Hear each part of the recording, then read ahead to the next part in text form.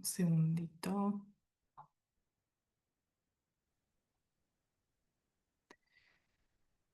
Bueno, vamos a comenzar con el panel número 9, el penúltimo de este día y de este workshop, con el título Intraducibles y traducción políglota en la literatura iberoamericana contemporánea.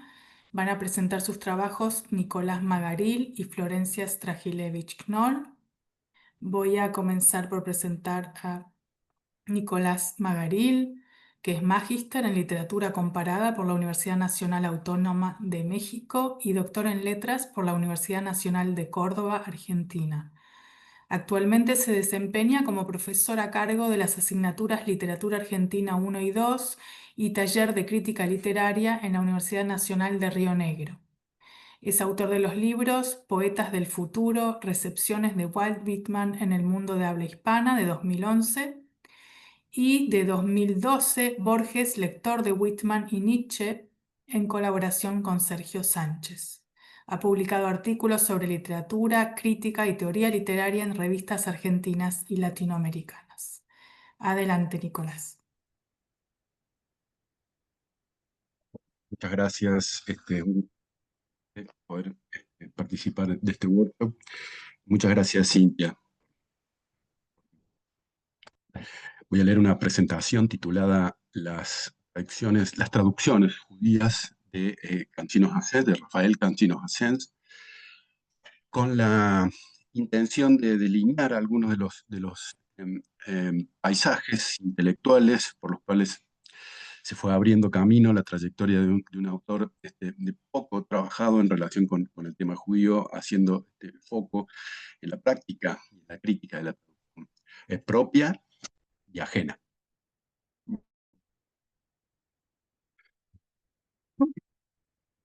Lo que podemos llamar traducciones judías de Cancinos Hassens, una serie dentro de la obra del tema judío, de la obra total de un escritor multifacético y prolífico. Quisiera consignar aquí algunos datos de traducciones propiamente dichas, pero en medio de otros textos publicados a lo largo de décadas, libros, diarios y revistas de España y Argentina, van dando cuenta de una concepción y una política de las lenguas judías, así como de la traducción y la divulgación crítica de su literatura, antigua y moderna. Alternativas de la vida, el temperamento y la formación le dieron al judaísmo de Cancinos unas características únicas. Vivía desde un nosotros nacional español que le permitía entrar y salir del campo judío como filosemita, mejorando su posición en la lucha contra el fascismo.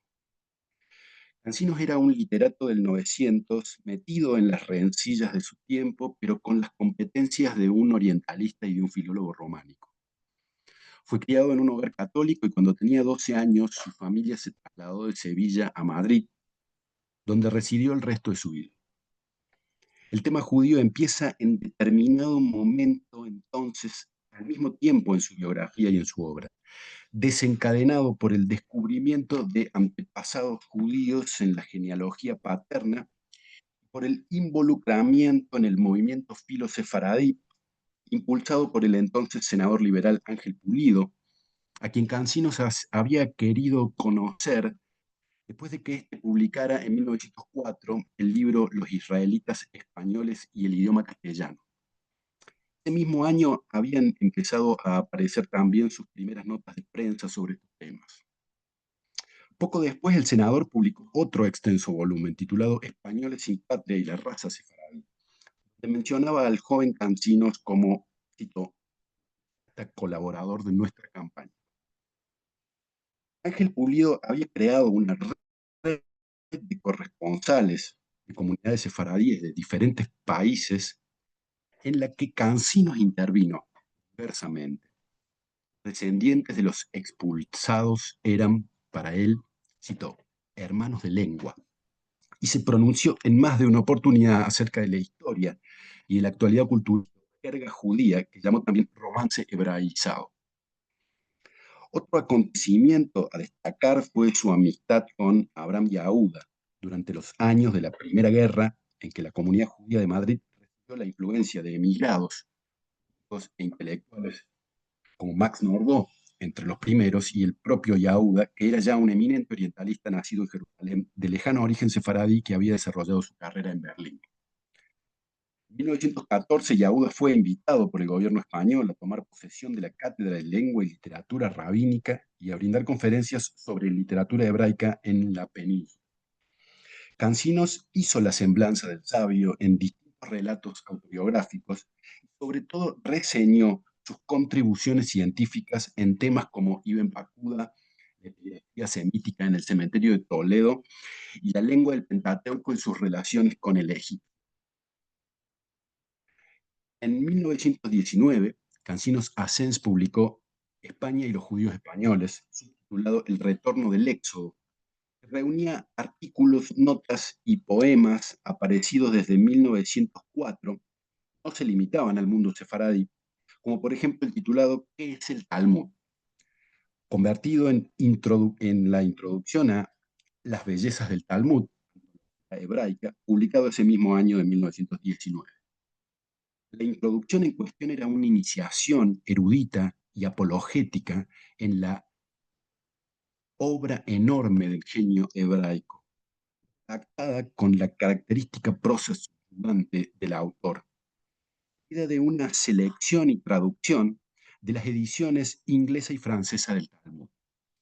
Cancinos proporcionaba un poco arbitraria y asistemáticamente las fuentes de sus capítulos, destacándose aquellos con brevísimas parábolas rabínicas y proverbios de la Agadá, de menos de una línea, un título temático y rodeados de página en blanco. Bellezas del Talmud era un libro experimental, ideológico. Divulgar el conocimiento de este libro, decía, aún en la mínima medida en que lo hacemos con esta traducción rapsódica, es trabajar por la rehabilitación de un pueblo calumniado. Como apéndice, Cancinos Asens añadía un retrato de la vida y el suplicio de Rabbi Akiva, que ha muerto, dice, contemplando la perspectiva sionista. En efecto, la perspectiva sionista obró en esos años en distintos niveles, articulando su comprensión de la literatura judía moderna. El documento central en este sentido es el volumen titulado Cuentos judíos contemporáneos, selección y estudio preliminar de Cancinos Asens, publicado en 1921 por la editorial América de Madrid. En la parte superior de la portada del libro se adelantaban los nombres de Israel Zangwill, Shalom Ash, Isaac Pérez, León Cobrin, etc. En la lista faltaba el primero, que era precisamente Theodor Herzl, sobraba un significativo etc. Pero era otra antología de traducciones y traducciones de traducciones, pero esta vez propias y ajenas. Por su parte, Cancinos tradujo un cuento de Shalom Ash y uno de León Cobrin, traducciones inglesas de Isaac Goldberg, incluyendo además una traducción anónima de un capítulo de la novela utópica de Herzl, la crónica de Israel Zangwill sobre los últimos días de Heine, traducida por Héctor Pedro Blomberg, dos relatos de Isaac Pérez, traducidos por Salomón Resnick. El estudio era un ensayo de 40, el estudio preliminar era un ensayo de 40 páginas, escrito al calor de un debate, en el que el autor exhibía su capacidad para justipreciar la índole de las literaturas judías de todas las épocas y lenguas, sin dar con la diferencia específica del fenómeno actual. Cuando en 1929 Abraham Yahuda dio a conocer en Alemania su obra acerca de la lengua del Pentateuco en sus relaciones con el egipcio, Cancinos escribió enseguida acerca de, cito, la importancia revolucionaria de sus conclusiones. La clave egipcia con la que Yahuda había descifrado el enigma de la primitiva lengua hebrea, Cancinos derivaba una clave de las lenguas judías. El dialecto cananeo, ágrafo y nómade que debería haber sido absorbido por la cultura de los faraones se termina convirtiendo en la lengua del Pentateuco por un proceso. En Egipto, dice entonces Cancinos, en Babilonia, en los guetos eslávicos, germánicos e ibéricos, obligado a hablar una lengua extraña, el pueblo judío la adecuó a su genio y a su forma, creándose la lengua del Pentateuco y la del Talmud, el ladino y el yiddish, cada una de las cuales supone una literatura.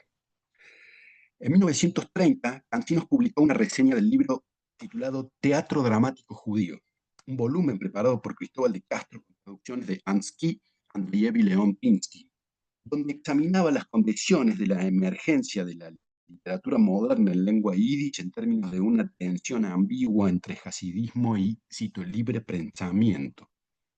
En esos meses había publicado también una serie de 4 textos sobre el ciclo hasídico que eran al mismo tiempo reseña, glosa y escrito al margen de los libros de Martin Buber sobre Rabbi Nachman y la leyenda de Baal Shem Tov.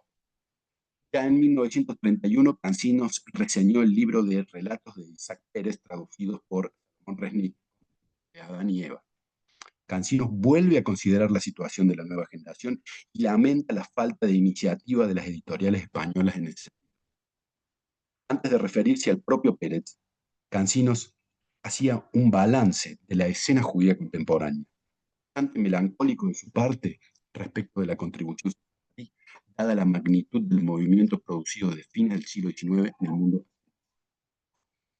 Luego se publica el primero de sus textos sobre Haim Bialik, basado en las traducciones e introducciones alemana e inglesa, lamentando ahora de entrada la política española del libro judío. La veleidad de nuestros editores nos tiene incomunicados con toda una potente literatura de una raza milenaria, la literatura neohebraica, en hebreo y en yiddish, que circula traducida por todo el mundo. La poesía moderna en hebreo se agregaba categóricamente a la concepción canciniana de lo que, en términos de Dan Myron, puede denominarse Jewish Literary Complex. Cancinos recordaba que a su vez Bialik, cito, había traducido al idioma de sus cantos geniales el Quijote, uniendo así la nueva Sion a la nueva Sefarad de la cita. Y Cancinos no alude expresamente al prólogo de Vladimir Jabotinsky a la traducción inglesa, de notar que la presentación de Bialik por Jabotinsky está traducida en la suya. En La ciudad de la masacre, escrito para la cobardía de los varones del gueto en edad de luchar, poco de inmediato la creación de las primeras milicias judías. Es lo que había recordado Jabotinsky a propósito de su propia legión judía, inspirada en la rebelión del poeta hebreo. Cancinos Sassens trabajó también, como es sabido, en la obra y en la biografía de Dostoyevsky. Ese proyecto, que culminó en 1935 con la traducción e introducción de sus obras completas para Editorial Aguilar, ocupó de la relación entre el novelista y los judíos, tanto como de la representación del judío en sus novelas. En la introducción de la editorial de Aguilar, le destinaba al tema un capítulo aparte, refiriendo en particular el incidente y cruce de cartas que Dostoyevsky había tenido en 1877 con el periodista judío Abraham Kovner. Kovner era un hijo del gueto que se había formado en la Universidad de Odessa. Encarnaba para Cancinos la experiencia histórica de transición de toda su generación. Pero Kovner había sido, además, la mala conciencia del defensor de los humillados y del pueblo ruso. Kovner acababa de ser condenado a Siberia por estafar al Banco del Imperio. Un delincuente y utópico, lo llama Cancinos. Desde la cárcel escribe cartas a varios de los grandes escritores de su tiempo, en especial una a Dostoyevsky, en la que le declara su devoción y su decepción. Kovner había obrado delictivamente bajo el influjo de Raskolnikov, pero deploraba los prejuicios antisemitas del maestro. Dostoyevsky acusó recibo, no supo decir nada reconfortante y le contestó que su carta era muy hermosa. Kovner volvió a escribirle y Dostoyevsky le respondió con la entrada de marzo de 1877 del Diario de un escritor, titulada La cuestión judía. Es un ejemplo de lo que Cancinos llama antisemitismo. Kovner le manda una última carta desde Siberia sin respuesta y la relación se termina. Ahora bien, en los números de abril y mayo de 1936 de la revista Judaica, dirigida por Salomón. Cancinos Asens publicaría una traducción con introducción de la correspondencia cruzada entre Kovner y Dostoyevsky, dando por terminada su contribución. Después del triunfo del fascismo, la judía de Cancinos Asens queda virtualmente prohibida en España, a quedar oficialmente prohibida en 1940. Según el expediente policial de ese año citado por Jacobo Israel Garzón, donde Cancinos Asens figura como, cito, un escritor judío que había escrito varios libros y folletos en el judaísmo, lo cual es rigurosamente cierto. Cancinos tenía una historia en la Argentina. Su obra judía siguió dándose a conocer allí, a veces a duras penas, a instancias de personalidades como el mencionado Resnick, pero también de Manuel Gleiser, que reeditó dos veces Bellezas del Talmud, y fundamentalmente de César Tiempo, pero ese es otro título, digamos, lo entero de la historia de Cancinos Asens, el logo judío iberoamericano. Consta que Abraham Yahúda quiso gestionarle un lugar en la Universidad Hebrea de Jerusalén, pero Cancinos se resignó a hacer traducciones e introducciones monumentales para Aguilar, como las de Goethe, Turgenev, Andreyev, Schiller y Balzac. Esta época interesa destacar aquí traducciones e introducciones del árabe y del persa, no menos monumentales que las otras. En 1950 se editó su traducción del Corán, seguida en 1954 por el ensayo titulado Mahoma y el Corán. En 1955 apareció la introducción y traducción de las Mil y una Noches completas, y para ese mismo año Cancinos tenía preparada también para Aguilar una antología de poetas persas. Nunca se publicó y fue reeditada recientemente por la Fundación Adelante el Hijo.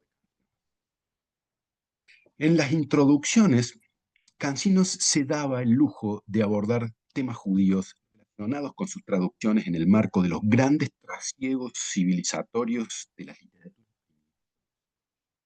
Desarrolló en particular la hipótesis del origen bíblico de las Mil y una Noches y del inicio de su proceso genético en la misma Babilonia de las academias talmúdicas.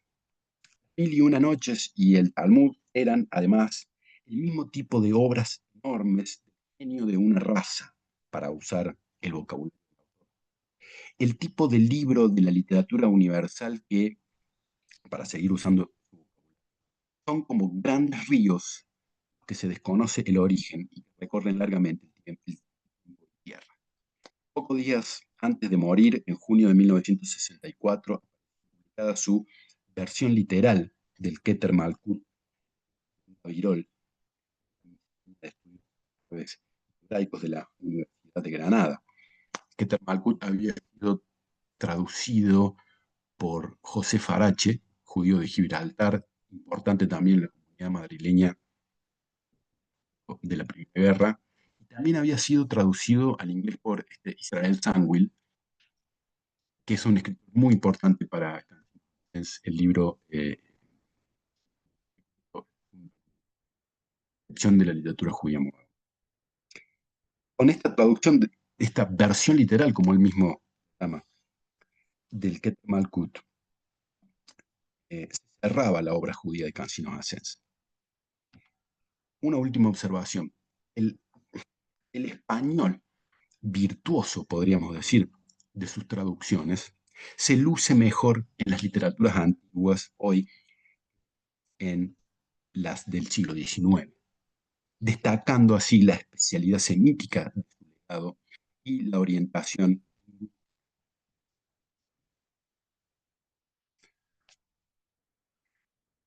Nicolás, ¿podrías repetir la última frase? Porque al menos a mí me llegó cortada. Perdón. Bueno, eh, con el Keter Malkut, digamos, hasta ahí, ¿no? Que es un poema traducido por su amigo y casi padrino en la España de la primera comunidad judía de Madrid, que se llamaba, que era José Farache, había traducido el Keter Malkut y también lo había traducido Israel Zangwill al inglés. Además, es un tema que se relacionaba con las conferencias, aquellas conferencias de Abraham Yahuda sobre la cultura hebraica en la península, un poema más que combinaba el entorno árabe con el lengua hebrea. Parad, digamos, era un poema en el que se articulaban sentidos importantes, afectivos e intelectuales para Cansino Asens. Él traduce este poema al final de su vida, se publica días antes de su muerte en la revista Miscelánea de Estudios Árabes y Hebraicos de la Universidad de Granada. Y con ese texto se cierra la obra judía de Cansino Asens, que, repito, se inscribe en el marco de una obra total, extraordinariamente multifacética. Y lo que quería observar es que es una cuestión tal vez de gustos, pero a mi juicio el español, cierto español o españolismo de opciones se luce mejor, se siente mejor, fluye más adecuadamente hoy en las traducciones de literaturas antiguas que las que hizo de manera monumental para las literaturas del siglo XIX en prácticamente todas las lenguas modernas. Ujú. Destacándose así perfil de esta especialidad semítica, legado, que es única, digamos, en un literato modernista del 900, y en particular esta extraordinaria orientación lingüística e idiomática de ese perfil de especialista en estudios. Bueno, eso era. Bueno, muchísimas gracias. Em, yo también lo voy a mencionar a Keter Malhut, así que quédate para más tarde. ¿No? Em, Vamos a seguir con Florencia Stragilevich. ¿Estás acá? Sí, acá Florencia. estoy. Sí, ¿Cómo ok. estás, Cintia? Hola. ¿Se escucha bien? Hola a todos. Sí, yo escucho un poco cortado, no sé si será mi conexión. Eh, También escucho cortado, sí. Sí, yo también escucho bastante cortado, ¿eh? Sí. ah, Será el tsunami que está ahora en el Pacífico que nos hace lío. Espero que no pase a mayores. Bueno, voy a presentar a Florencia Stragilevich en primer lugar, que es licenciada y profesora en letras de la Universidad de Buenos Aires. También es especialista en ciencias sociales con mención en lectura, escritura y educación por Flaxo Argentina. Se encuentra cursando el doctorado de estudios sociales interdisciplinarios entre Europa y América Latina en la Universidad de La Plata y la Universidad de Rostock. El año pasado realizó una estancia de 9 meses en Rostock, Alemania, como parte del programa de doctorado. Se encuentra escribiendo su tesis titulada Holocausto y narrativas de la memoria, los círculos de silencio en la transmisión de la tercera generación. Es parte del núcleo de estudios judíos en el IDES y tiene una beca doctoral de CONICET. También ha publicado diversos artículos académicos y participado en congresos y coloquios en Argentina, Alemania, Polonia e Italia.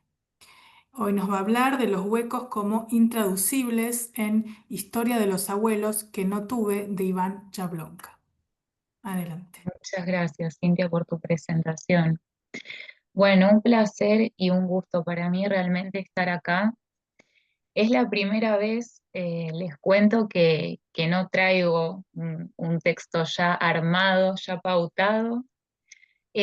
Simplemente, bueno, contarles un poco quizás mi recorrido, también como para abrir un poco quizás un espacio de debate, de intercambio. Algunas preguntas también, que quizás son preguntas que yo me vine haciendo estos años, quizás para dar un poco de contexto y no adentrarme de lleno en la obra. Un poquito este recorrido yo lo empecé hace 4 años como nieta bueno, de un sobreviviente. Mi abuelo llegó a la Argentina entre 1948 y 1950. y empecé a interesarme un poco en su historia. La realidad es que yo casi a él no lo pude conocer, yo era muy pequeña cuando él falleció. Mi mamá contaba muy poco, muy poquito, y había un silencio ahí atravesando un poco nuestra historia.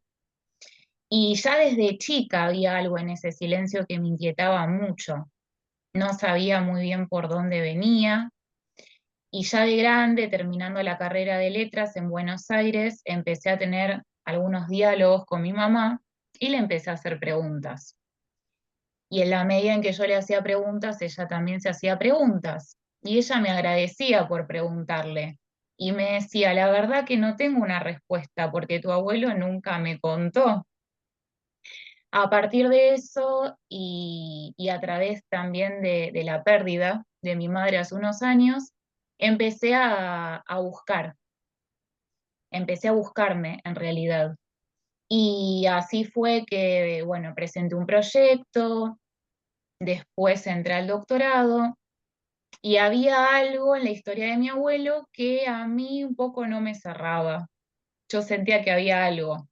El año pasado tuve la posibilidad de estar 9, 10 meses en Alemania e ir a Polonia. Mi abuelo nació en Polonia. Y la mamá y las dos hermanas fueron enviadas, bueno, juntos primero fueron a un gueto en las cercanías de Przemyśl, que es el pueblo en el que ellos nacieron, y después un día él regresó de trabajar y la mamá y las hermanas ya no estaban más. No hay registro, busqué mucho, pero sí el año pasado yendo a esta localidad ahí en Polonia, pude ir al archivo y buscando y también confrontando con fichas que yo tenía años anteriores, pude encontrar que él no había nacido en el año en el que siempre había contado que había nacido. Así que la verdad que para mí fue un hallazgo súper importante, porque en los registros que tengo de mi madre, ella siempre decía que para él el papá parecía ser mucho más grande de lo que era. Y la verdad es que es toda una pregunta, es toda una pregunta. Eh, ¿Quién era él? Y lo cuento porque tiene mucho que ver también con del enfoque que yo adopté para trabajar y analizar este libro, que lo tengo acá, que es Historia de los abuelos que no tuve, y que fue uno de los primeros con los que yo trabajé al momento de presentar mi proyecto. De hecho, mi director de tesis él, me dijo, ¿por qué no lees ese libro? Y la verdad que me acompañó mucho, pero también me acompañó al momento de decidir cómo emprender y cómo seguir esta búsqueda, ¿no? Y empezar a hacerme preguntas de cómo recomponer, cómo reconstruir, si se puede reconstruir esta historia que está horadada, hay muchos huecos, ¿no? Hay como muchas lagunas, hay varios vacíos. Y también me preguntaba por dónde empezar, ¿no? Esta idea que yo propongo en mi tesis del círculo, ¿no? El círculo de silencio como metáfora del hueco y como esta cuestión repetitiva que muchas veces sentimos que quizás estamos en el mismo lugar, que buscamos y no llegamos a nada. ¿Cómo opera la ficción también y la traducción? Porque, por ejemplo, cuando mi abuelo llegó a la Argentina, él aprendió, todo esto me lo contaba mi madre, y cómo le costaba hacerse entender, cómo operaba ahí, ¿no? Lo planteo como pregunta, ¿cómo operaba ahí la traducción? Y en este libro, particularmente, la lengua yiddish, que aparece en varios términos ahí que recupera la voz narradora, aparecen, según mi hipótesis, mi propuesta, como sitios de una posible pertenencia. Es decir, ¿cómo traducir este término? ¿Tiene traducción? La voz que yo intento recuperar, ¿tiene traducción? Porque un poco el narrador intenta recuperar esos abuelos que él cree y siente que no tuvo. Él en realidad tuvo abuelos, otros abuelos, pero los abuelos, digamos, sus propios abuelos, él no los conoció. Entonces él ya parte de un hueco, Y yo me pregunto, ¿cómo traducir ese hueco inicial desde el que él parte? Entonces emprende toda una reconstrucción, él como historiador, pero entre medio se encuentra con muchos testimonios, con muchos lenguajes, con muchos testigos y con muchos términos que él no entiende y que de hecho tiene un traductor de Yiddish, Bernard, que es un personaje más de la historia. Y esos juegos que se dan entre él, ¿no? Y esas personas con las que se va encontrando, testigos en Argentina, en otras partes del mundo, porque además su familia está dispersa por todos lados, y cómo él también se va reconstruyendo y se va encontrando en esas búsquedas, en esas posibles traducciones, en esa infinitud de posibilidades que hay. Yo traje quizás pequeñas citas o pequeños pasajes, pero simplemente para abrir el debate y para pensarlo entre todos y todas, no porque tengo una respuesta. Por ejemplo, hace unos años, cursando esa especialización, hubo una clase en la que trabajamos el fenómeno de la traducción y leímos a Jorge La Rosa. Y hay un pasaje en esa clase que me parece súper interesante y en realidad es de donde yo quería partir esta presentación. Y él dice, si necesitamos traducir dentro de una lengua, es porque una lengua, cualquier lengua, se da en estado de pluralidad, porque cualquier lengua es plural, porque cualquier lengua es una pluralidad de lenguas, porque cualquier lengua es muchas lenguas. Por tanto, no existe algo así como una lengua. La conclusión, pues, sería que la lectura no es algo que sucede dentro de una lengua o en una lengua, sino que la lectura se da entre las lenguas. ¿Qué es entonces dar la palabra o dar a leer? ¿No será algo así como hacer que las palabras digan cada vez cosas distintas? ¿No será algo así como abrir la pluralidad de la palabra, el infinito de la lectura? En Historia de los abuelos que no tuve, la lengua yiddish aparece como una lengua que aún respira a través de huecos del discurso, la memoria, un sentido y una voz parpadeantes desplazados. Una lengua cuyos huecos evocan la falta de comprensión, en un adiós que se repite en ruso, en polaco, en yiddish, sin alcanzar a nombrar la falta de aire que hay a veces en las palabras, retomando la idea de memoria respiratoria de Perla Sné. Una lengua que en su tránsito hacia otras y hacia otros escribe un nosotros, un nosotras escondido en un latido inquieto de voces extranjeras, en palabras de Sné. Como cuenta ella, el término Jugend evoca una multiplicidad de historias, palabras pronunciadas, nombres recordados, como esa multitud de sentidos que adquieren las palabras en yiddish que recupera el narrador en su relato. Shtetl, Iskerbuch, Bod, Kadish, Hasidim, Yiddish Emame, entre otros. Pequeños centros, corazones de la narración que laten como referencia y pertenencia perdida, cuyas potenciales traducciones se mueven en un ida y vuelta magnéticos, giros lingüísticos alrededor de huecos en los que convergen múltiples y polisémicas maneras de decir. Esa era un poco la propuesta que yo había enviado, ¿no? Cómo pensar un poco esa voz o esas voces intraducibles, porque la realidad es que este narrador lo que quiere es recuperar la voz de los abuelos. ¿Cómo hacer para recuperar esa voz? Él parte como historiador y la reconstrucción es dato a dato, fácticamente, pero en el medio intervienen otras cuestiones, desplazamientos de su propia voz, quizás reproducciones indirectas de discursos de los testigos, y ahí ya empiezan a operar desplazamientos, ya empiezan a operar cambios. Entonces, ¿cómo interviene también su propia imaginación? Porque hay un momento en el que él encuentra que el padre de su abuelo es definido como, ya les digo, en el Iskerbuch, es definido como Shloime Yablonka el Veder, o sea, el guardián del baño. Entonces, tiene un diálogo con su traductor y le dice, primera certeza, le digo a Bernard, satisfecho, mi antepasado se ocupa del mikve, pero después el traductor le dice que hay una diferencia entre mikve y bod. Entonces se da toda una discusión entre qué significa cada término, ¿no? Pero al final el narrador, cómo también él lo asocia con la figura del abuelo. Entonces también es cómo él se va imaginando que era el abuelo y cómo él también desde su lugar lo va reconstruyendo a partir de todos esos fragmentos y pedacitos. de una posible traducción, que al final nunca encuentra una traducción exacta. Interviene mucho la afectividad también.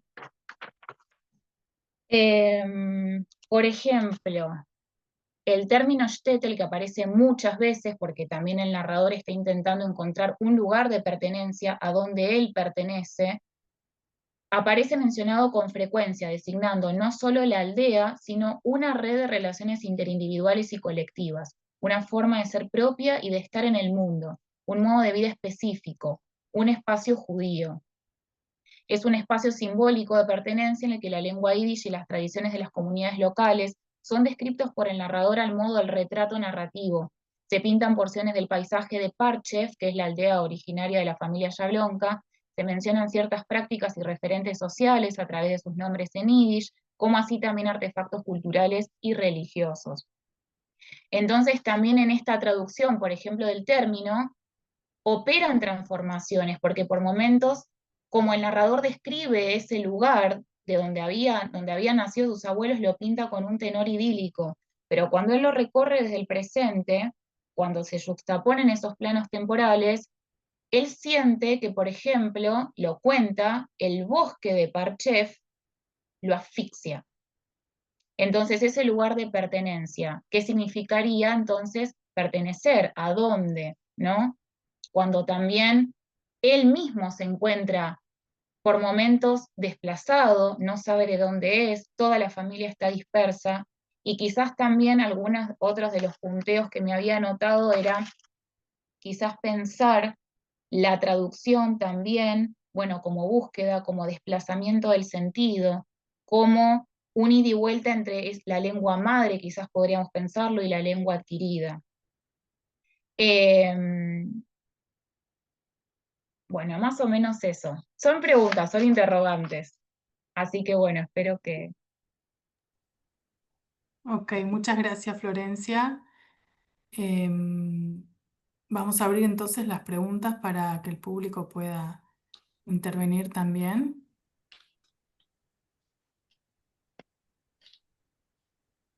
¿Puedo preguntar? Sí, Leo, adelante.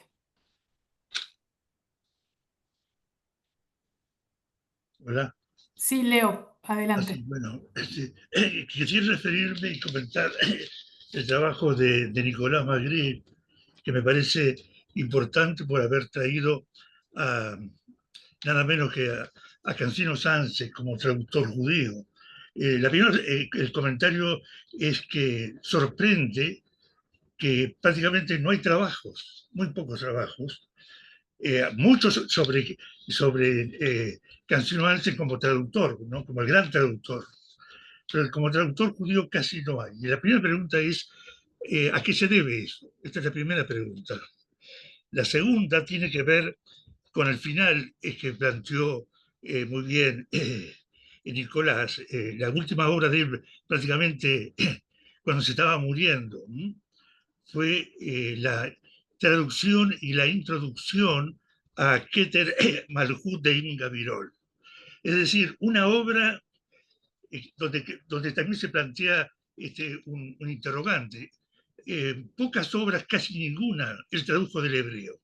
Es decir, el idioma que él más sabía era árabe, pero no hebreo. Lo mismo lo confiesa el mismo hijo en un reportaje que le hicieron, donde él mismo se sorprende que no se encontró antecedentes de traducciones del hebreo al español, y tampoco encontraban dónde estaba o cuándo escribió esa traducción que la consagró antes de morirse. Inclusive hay anécdotas que dicen de que iban al sanatorio a donde estaba internado algunos amigos, iban para llevarle, ¿no es cierto?, esa traducción que salió en la Universidad de Granada, en una revista de la Universidad de Granada.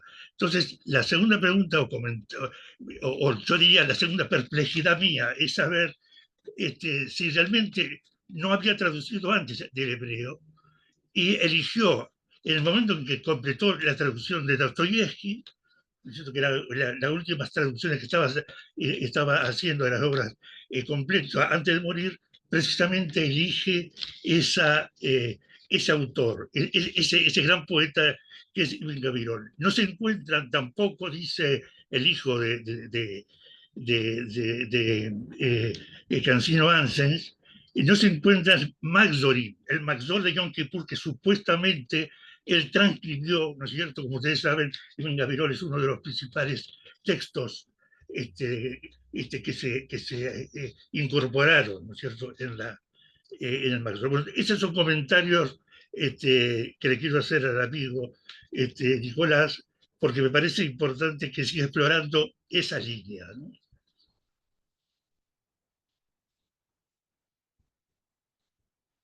Bueno, muchas gracias, Leo, por comentarios.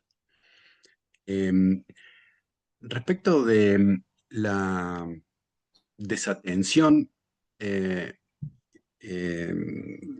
relacionada con la obra y en particular con la obra judía de Cansinos Ascens, es casi un lugar común de la crítica, ¿no? Empezar, sobre todo era como un leitmotiv, ¿no? Bueno, Leo tiene un capítulo que para mí fue muy importante en este proceso, en su libro sobre César Tiempo, sobre la relación entre César Tiempo y Cansinos Ascens. Textos, ¿no es cierto?, de César Tiempo, siempre un leitmotiv de esos textos es la especie de proporción que hay entre la magnitud de la obra y prácticamente la atención total de hacer. Entonces, es un poco inexplicable, tal vez eh, tenga que ver con las circunstancias este, temperamentales, tal vez histórico-políticas también, ¿no? Dificultades que tuvo a lo largo de su trayectoria, en particular con la difusión de temas judíos y crítica literaria de campo. Em, em, no obstante, como recordabas, ¿no? El libro de Cancinos Ascens ha hecho a lo largo de los últimos años un trabajo importante de reedición y han aparecido algunas de esas obras, en particular, eh, bueno, Judíos en Sefarad, eh, las luminarias de Hanukkah, Keter Malkut, Reediciones, ¿no? reediciones con algunos prólogos, sobre todo de Jacobo Israel Garzón, pero Sí. no hay mucho más. Respecto efectivamente, si bien Cancinos Ascens consta que leía en hebreo y corrido desde los 15, 16 años, incluso hay en su archivo textos en hebreo subrayados con anotaciones en árabe, efectivamente manejaba mucho mejor, o era mucho más fluido y prolífico en el árabe. Hasta el final de su vida, si es que tradujo el Keter Malkut al final de su vida, no había hecho traducciones directas del hebreo. Pero creo que podemos hacer una excepción que no mencioné en el texto, pero que vale la pena hacerlo ahora, y que es su eh, em, eh, comentario del Cantar de los Cantares según el texto hebreo. Él hace en la gran tradición hispánica de comentarios, ¿no?, de Fray Luis de León en adelante, del Cantar de los Cantares, él hace una interpretación literal del amor en el Cantar de los Cantares, equidistante de interpretaciones patrísticas y rabínicas, pero a partir del texto hebreo. Ahí hay un acercamiento a la lengua de 1930, que si bien no es una traducción, es una especie de interpretación, paráfrasis, comentario, podría incorporarse en ese sentido. Y eh, a- pongo o podemos suponer a través de sus textos sobre Jaime Bialik que lo había leído en alemán y en las traducciones inglesas eh, y alemanas. Lo había leído en hebreo, perdón, además de las traducciones eh, inglesa y alemana. Y bueno, el Keter Malkut, como mencionaba, tenía creo que un valor afectivo, haber sido traducido por José Farache, por el Sandwil, por haber sido un tema de Abraham Yahuda, pero además venía como a... Él tuvo textos importantes, por ejemplo, sobre Yehuda Aleví, ¿no?, en la década del 30, una traducción que apareció en Gleiser, que publicó Manuel Gleiser en Buenos Aires, no recuerdo en este momento la traductora, una traducción de Yehuda Levi, que él reseñó muchas traducciones de literatura judía, y creo que ahí hay una labor importante con ¿no? No sé si respondí más o menos. Gracias. Gracias a vos. Gracias a ambos. ¿Alguna otra pregunta?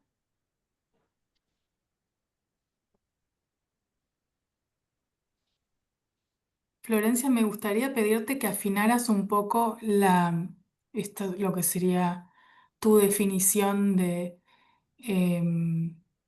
la traducción de lo que llamas el hueco, ¿no? El hueco de la memoria, el hueco de la palabra, la ausencia de la palabra. Claro, sí, sí, sí. En realidad, quizás cuando yo pienso en términos de hueco, bueno, hablando de Jablonka, es esta ausencia primero de sus abuelos, ¿no? Que a él le hubiera encantado conocerlos. Y bueno, él mismo lo dice, que a partir de toda esta reconstrucción él los va a conocer. Y, y después esa ausencia se empieza justamente a traducir en, en- en diferentes términos de los que él como que se empieza a intentar agarrar quizás. eh, y ahí sí hay una ausencia de palabra, hay una ausencia incluso de recuerdo, de algo que no tuvo, y cómo él empieza a dar vueltas alrededor de eso que no tuvo, ¿no? Eh, y ahí empieza ese hueco inicial, quizás ese agujero que después, bueno, quizás empieza a manifestar de otras maneras. Hay un pasaje muy interesante en el capítulo 4 donde él visita a una antigua conocida de la familia con la que sus abuelos tuvieron relación cuando se exiliaron en Francia, a inicios de la Segunda Guerra. Y bueno, este personaje que se llama Shitla Leschech está en una cama de hospital ya muy entrada en años y ella no puede hablar, le cuesta mucho. Entonces él va acompañado el narrador va acompañado a su padre y entonces en un momento la anciana lo único que atina a hacer es señalarle en el suéter del narrador un agujero. Entonces la anciana mete el dedo y él dice, no sé a dónde quiere llegar, ¿no? Bueno, entonces esta cuestión del agujero, del hueco, aparece de diferentes maneras a lo largo de la narración, ¿no? Siempre intentando llegar a algo que no se sabe muy bien qué es. Entonces, hay ausencias, hay vacíos, hay lagunas, incluso estos intentos de traducción, que también es interesante la figura del traductor, digamos, quién traduce y cómo también esas traducciones y esos sentidos se van desplazando y se van cambiando en función de cuál es esa figura, ese interlocutor con el que el narrador se va encontrando. Pero sí, el hueco en realidad es pensado en términos de ausencia, de una ausencia. Y esa ausencia al mismo tiempo se puede pensar de varias maneras. Ausencia de palabra, ausencia de recuerdos. Eh, no Ok, o sé sea que si entiendo correctamente, em, te interesa postular la idea de ausencia como metáfora de una traducción, em, y pero como un como espacio traducción que, latente también, ¿cómo? como un espacio latente también, como una voz latente, como que hay algo ahí, ¿no? Que se intenta entender y que es muy complejo y que da lugar a múltiples lecturas, a múltiples significados. Ujú. Ok, yo estaba tratando de atarlo, ¿no? con nuestro tema central, que es la Sí, traducción, sí. el multilingüismo, la Ujú, relación entre lenguas, aunque haya lengua ausente ujú, o relato ausente también. ujú. Em, pero, o sea, creo que habría que afinarlo para ese lado para entender qué quiere decir traducción respecto de su texto. ¿Alguna otra pregunta?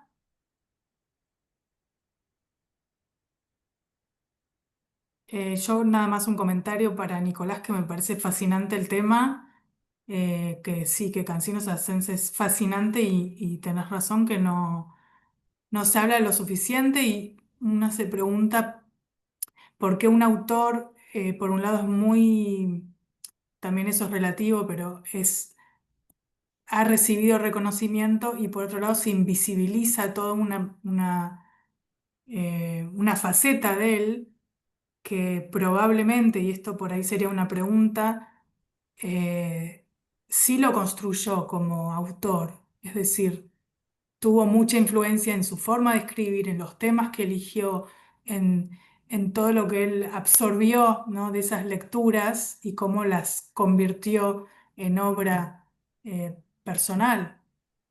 Entonces, esa pregunta, ¿no? De, no sé si la causa es política, cultural, pero ¿por qué se invisibiliza al traductor que es también autor?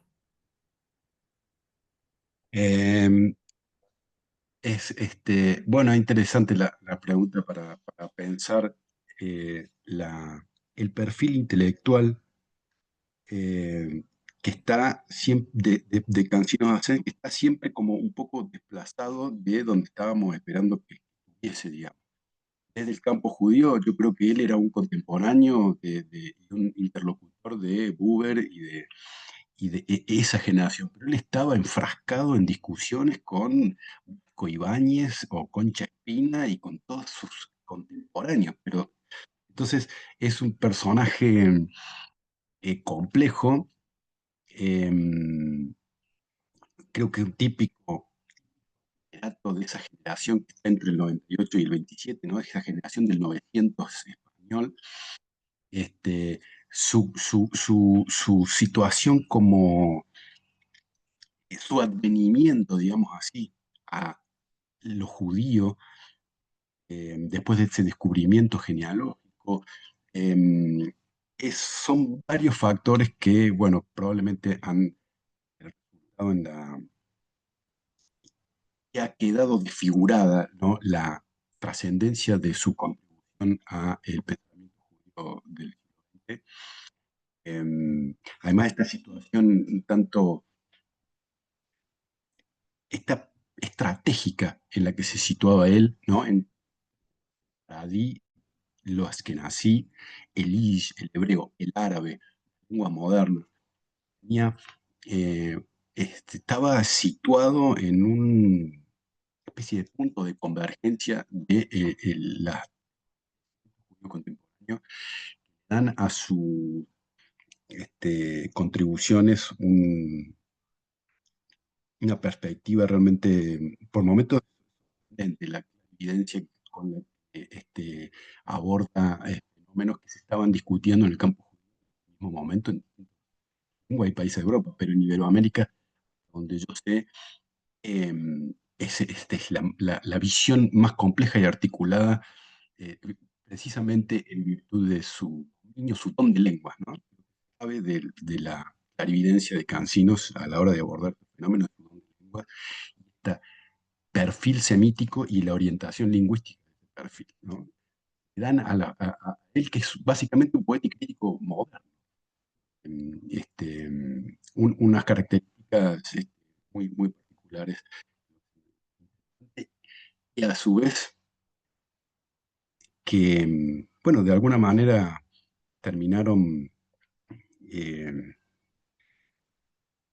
es tan problemática su identidad judía y su identidad intelectual personal e intelectual judía, que ha terminado siendo desestimado de alguna manera, pero creo que es realmente una figura central que hay que reconstruir, ¿no? Porque está dispersa su obra en buena medida. Me da curiosidad saber esta revelación que tuvo de su genealogía judía o conversa. Sí, ¿Es anterior al aprendizaje de lenguas semíticas o pues posterior?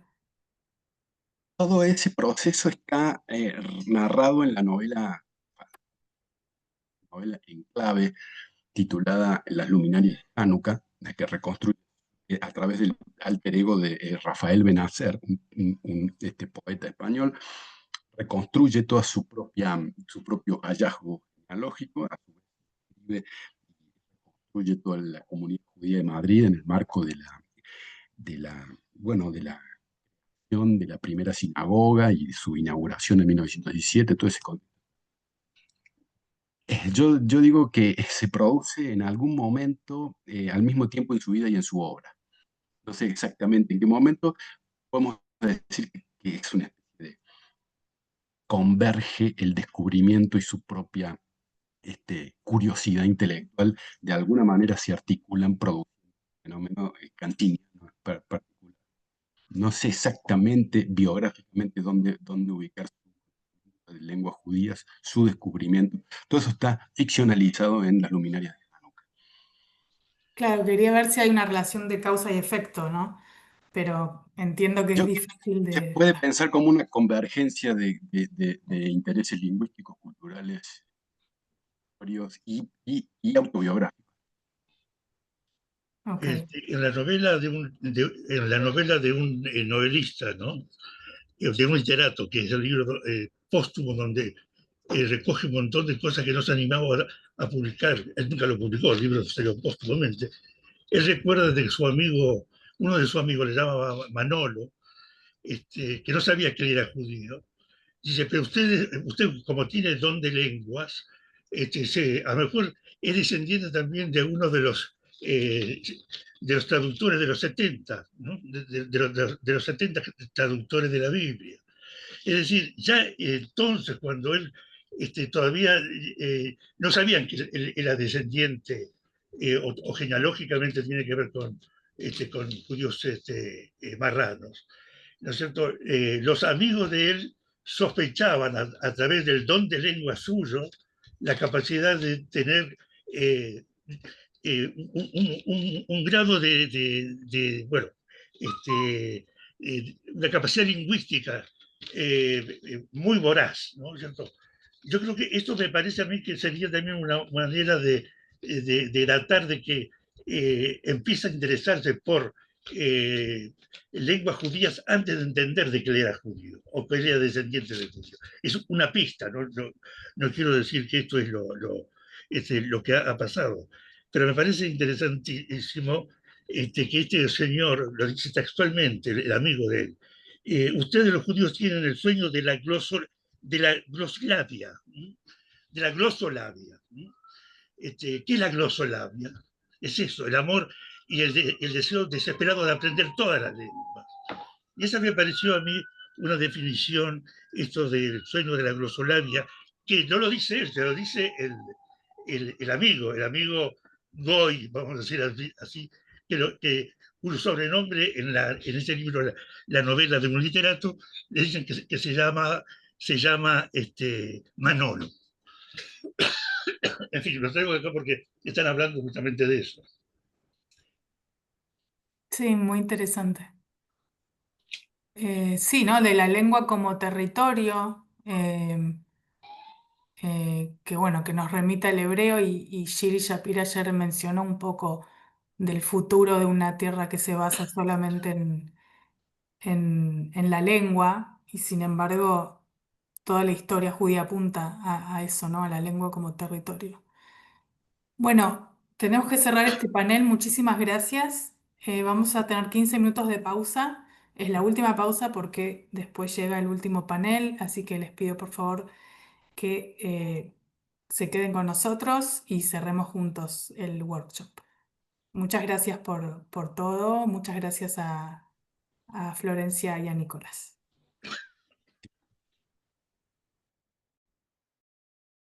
Gracias.